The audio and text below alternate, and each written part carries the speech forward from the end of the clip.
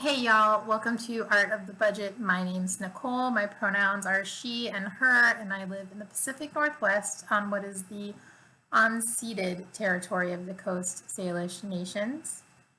I'm here to do a last budget check-in and budget reconciliation for May 2020. I was taking a little bit of a break. This is a small channel. This is not the main way that I communicate with folks. So it just made sense to take a break for the last week and a half and just give others room to have a platform. On my other social media, Facebook and Instagram, I just concentrated on reposting and boosting others' voices and sharing information that was pertinent locally to actions that were happening in my town and continue to happen to support the Black Lives Matter movement. If you've watched this channel, it's probably no surprise to you that I unequivocally support Black Lives Matter.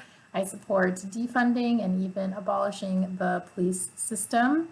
I find that it was designed to operate the way it is, and that is at the peril of many people, especially people like George Floyd, Breonna Taylor, Tony McCade, and Ahmaud Arbery, among countless others that were murdered extrajudiciously by police officers acting as judge and juror. That's unacceptable. And if you've watched my channel before, you know that I always give a shout out to this land that we're on that is stolen land, and you know that I commit part of my budget every single month because in this stage of my life I'm able to choose supporting causes that I care about, including uplifting Black and Brown voices and Indigenous voices, because I benefit from those voices often for free. And so just trying to redistribute the capital that I have access to as a white person living in our society here in the US. I do have a video about that if you're interested or if you have any questions. And I hope that you are checking out ways that you can support the movement in your own town and generally be using your voice and lifting up other voices. I'm going to drop a couple of links below. I hope that your social media, like mine, is exploding with resources to the point where you have resource overload. But I'm just going to drop a few things down below in the off chance that that's not the case. And I hope that you're able to check them out and get involved. So I'm going to drop in my budget check-in for the last week of May right here. I have already recorded that and have just been holding on to it. I'm going to drop that in right here. So first of all, let's go ahead and roll down the list. I had some income. That was cool. I got my paycheck. I actually got them both and just never recorded them, and they were both exactly the same amount, $1,486.86. So paycheck 1 and paycheck 2. I always like it when it's a little over. I also did some market research from a company called D-Scout. Hopefully they're legit. And I received $75, so I really can't complain about that. That was the wrong spot for that. So that's going to go into miscellaneous income. Okay. I spent $10 on medicine that I don't need. It's kind of a whole story. I was sick on Friday, and it's not COVID. So that's going to go in under the flexible spending account because I was able to use that. I had 2 old grocery store things. I'm assuming they were groceries. One was for $26.37 at Safeway, and one was for $30.40 at f.i.r.e. They probably included other stuff. I honestly really can't remember. And then finally, I spent money supporting the protests and the uprisings around the country and also in my own town. As you all know, I donate every month something somewhere, and it made sense to focus some of those funds to specifically support the uprising. Okay, so let's go to sharing my income. I donated $20.85 to the Black Visions Collective, which is an organization in Minneapolis fighting against police brutality, among other things. I donated $20 to Justice for Yvonne McDonald, which is a hyper-local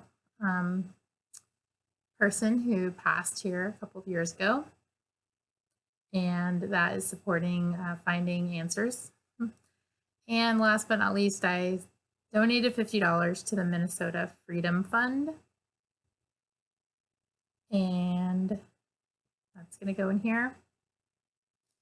Okay, that's what I spent my money on this week. I hope that you will consider donating to your local bail fund if you're in a city where protests are happening, or other organizations that fight police brutality. You can donate to Minnesota-specific, Minneapolis-specific organizations, or you can donate locally.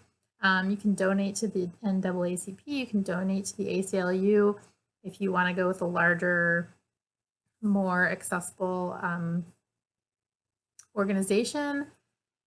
But please consider putting your money where your mouth is, allocating some of your funds in that place if you are able to this month. Stay strong, stay safe out there. Police have been very clearly causing harm, provoking, and attacking people or targeting people who are alone. If you're protesting, be safe. And if you aren't able to be out on the front lines protesting, there are a lot more things you can do. Okay, so now you're back from budget check-in from the last week of May. I'm going to talk about my budget reconciliation right now. And just so you guys know, Violet is here visiting. She is featured a lot in my budget recently. So go ahead and check out the next couple of videos to learn how. She is okay, just to let you know, but we have had to follow up with some of her health stuff. Okay, so let's get into this reconciliation for the month of May. Sorry, buddy, I gotta just grab my notebook. As usual, I've got my notes here, and I'm going to try to use my mouse pad here. Okay, so I had expected to bring in $2,950. And if you're not aware, right now, during COVID, I'm really lucky to have my regular full-time job. So certainly very thankful for that. But my adjunct teaching, I don't have that this quarter or in the fall, because ceramics classes at this point are canceled indefinitely. So I planned to bring in $2,950, and I brought in $2,973.72, so a little extra there. My budget, I'm just going to hit the high notes for the most part. Real quick in sharing, I was a little bit over. I had planned $150, but I spent $199. But in art, I did not purchase any art this month, in the month of May, and so that was $0. So that kind of balanced out. I shared $100 of this money I've set aside for stimulus sharing, and so I've got $400 left. Couple other high notes. So this weird thing happened where I just didn't get charged for electricity. I have been charged now. It just was part of the June budget or June bill. I don't know what happened, but that's fine, you know. So I saved a little money here, but of course I'll just spend that in June. A couple other high notes. Well, not really high. I would just say the good, the bad, the ugly. Groceries, I had planned to spend $300 as usual, and I spent $503.52. And part of that was just doing some stocking up. I felt like this feeling like maybe I would have access to them. That feeling is really faded, but that was definitely the case in May. But it's faded for the most part, which I'm thankful for. And I also put a deposit on a pig to receive as meat from a local farm. So that was part of that. In the restaurant category, I had planned for